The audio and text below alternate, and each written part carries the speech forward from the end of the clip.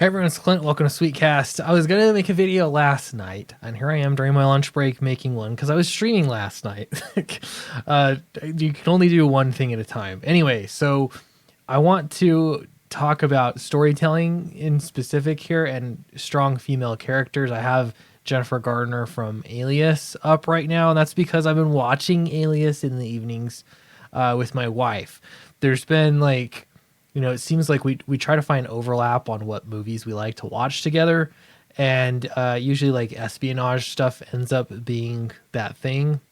So in this case, we thought this would be a good fit. I watched the first season way back in junior high, and she hadn't seen any of it. So we're going through it right now.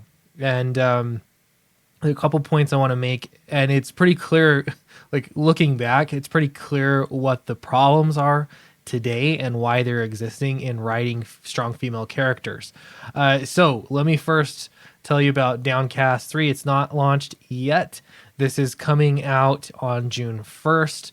So be ready for it. The book's finished. So we're just going to run the campaign, print it, and ship it. And so it should be a quick turnaround time. If you're there to back it from the get-go, I really appreciate that. Also, Fatal's still live on Indiegogo. We're getting really close to 95,000, and getting to that 100K mark would be just massive. So if you are helping and backing the campaign, I really appreciate you so much. All right, so Alias. So first off, I got to say that this is by no means like the perfect TV show, and it's by no means the perfect writing. Having said that, it's like looking into a time capsule. This came out, 2001, 2002, something like that. And during that time, there were extremely different social expectations than there are now. We are so trapped by the current toxic social landscape that exists that you can't make entertainment that is good. Now, entertainment has been made for so long, we already know what kind of characters people like. You could read whole articles, they would go on and on, but writing books on how to make likable characters that people relate to. But why is it that they can't do that? Like in movies like Star Wars, in comic books, like literally everything that's coming out right now, there's so much that you can't do. So first off, I got to say, main character, alias Sydney Bristow, she is not once has anybody told me that she is a strong female character. Nobody has told me that she's a super good agent. Nobody has told me anything like that. And honestly, it's so abrasive. It's shocking that nobody has said that. That's a good thing. That's a very good writing, because they're going to show, not tell. What they've told you is that she's been an agent for 7 years. Immediately you assume, okay, well, she has some experience. Like, that's a good amount of time to be working in a job. So she's got some experience, all right, working for this agency.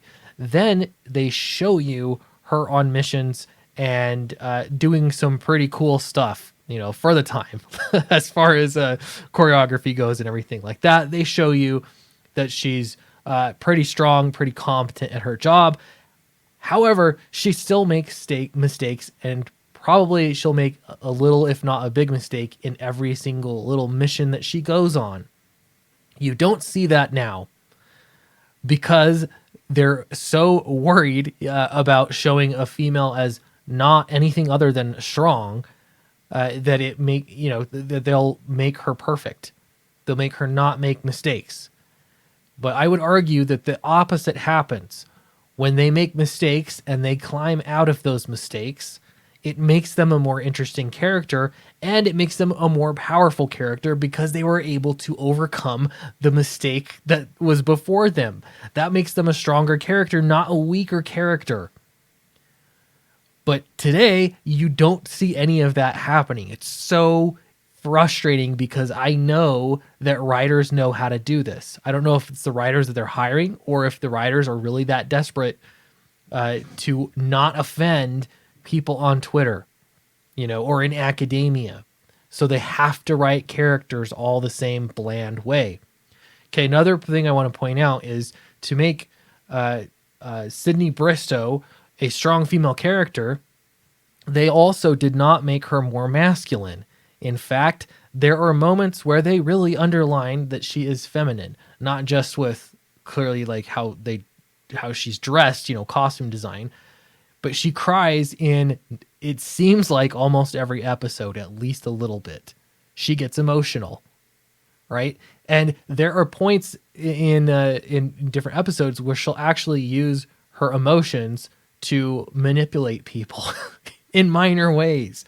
And you'd say, "Oh, that's really obnoxious," but that's actually, I mean, that's pretty accurate, right? If she's a secret agent using whatever she can to her disposal, and even in her personal relationships with her friends, when she's trying to keep them safe, she will pull that card, and she will also show genuine tears because, spoiler alert, in the first episode, her fiance is brutally murdered. So, yeah, all of these things add up to give you a female character that actually acts like a woman, and then at the same time, she's strong and interesting, and she beats up the bad guys. Now, you could say, "Hey, that's not very realistic," but that results in someone going around in high heels kicking people in the face. That's just not realistic. I would like to throw that question back at you. Is Superman realistic? No, I don't think he is. But what they've achieved is, at Superman at his best, is that you are willing to suspend your belief, suspend disbelief rather, in order to believe that Superman really can fly and that he really is so powerful. The same thing here. There's enough humanity in this character that you can believe that Sydney Bristow is able to, run around in high heels, kick people, whatever, do quick wig changes, all that stuff. Now, again, I'm not saying it's a perfect movie or anything. What I'm saying is that if you go back and you watch television from this era, you see a very different story. And you still have very diverse casts. That's could be a whole other topic there. Very diverse casts, but the way that they achieved diversity 20 years ago versus today is they had a diverse cast and they had people treat each other like humans, and they just existed. There were a few mentions about that race existed, like, "Oh, I'm a black woman," or whatever. They would say it, but it didn't become a theme. It didn't become something that was ever important because they had friendships, they had working relationships, they had all these other sorts of things, which, true to real life, are more important than race anyway. And I don't know, I have to wonder, people that make race such a big deal, do you know anybody actually in real life that's doesn't look just like you? Have you ever actually met anybody? Do you work with anybody? The reality is people aren't constantly talking about race. They're talking about the other tasks at hand, the other things in their life that are going on. And so it was actually incredibly refreshing to see this. So it's almost like the way that they handled diversity was just, they say be the change or whatever. They're just showing people treat each other like human beings. And, all the characters get good moments. All the characters get bad moments. And it didn't need to be a certain way. They didn't have to model, this weird utopian idea that you get from, again, academia. Anyway, so this is not a review of Alias, but I just think that this is a big gap that's missing, and it's informative. If you're a writer, I'm a writer, and I thought about this, and I thought, hey, there's a lot of this that I can add when I'm writing women, when I'm writing female characters.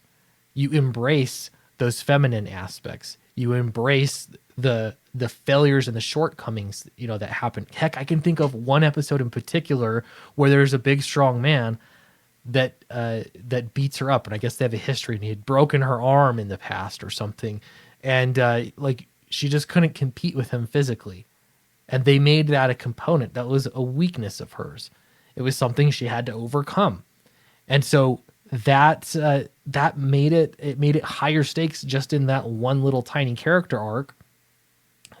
But it just made the character more interesting. It made you care about this character.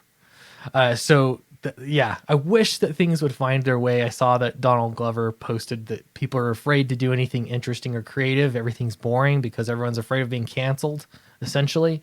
And I can really see that for sure.